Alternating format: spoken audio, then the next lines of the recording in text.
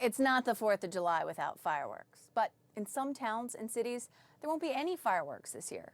Joining us now, Steve Houser, president of the National Fireworks Association. Steve, thank you so much for being with us. And before we get into the why this is happening, I'd like to know first how bad it is. Is this happening everywhere or only in smaller towns?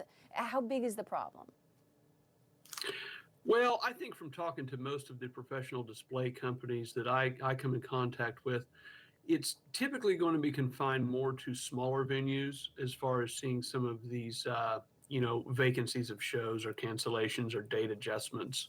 I think a lot of the really big shows, the companies are obviously working very hard to keep those open because they draw such a, level of attention, things like Washington and Chicago, New York, things Sure. like those. So I think a lot of the mid-market sizes, yeah, they're the ones that are suffering, I think, the most.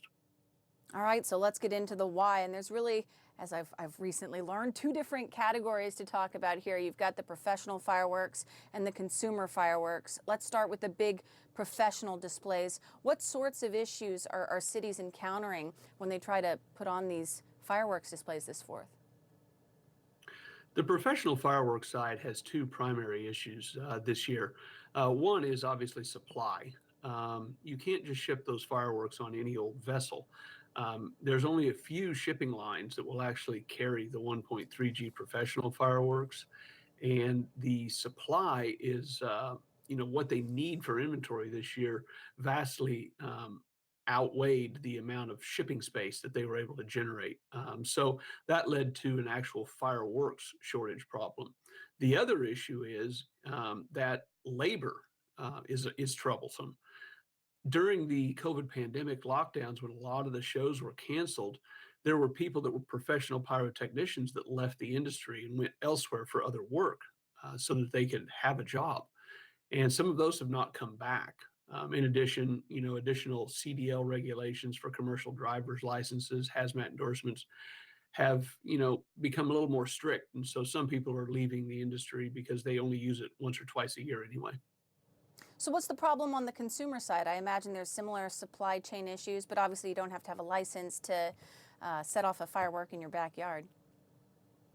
Actually, the consumer fireworks side, which is what I'm involved in directly, is just fine relative to the professional side. We have lots of supply. We fixed a lot of the issues. We're using different ports around the country. Places like Mobile, Savannah, Georgia, Galveston, Texas, Longview, Washington. So many other ports have opened up to our goods. So consumer fireworks inventories are actually very strong. The hardest thing to wrap all of our hands around has been the massive increase in shipping costs. So Yeah, unfortunately, some of those costs are going to have to be passed on. and Steve, I think what you had to deal with is just really quite telling. You paid $9,800 per container in 2019, and now this year you're paying 36,000 per container. I mean, that's a massive increase.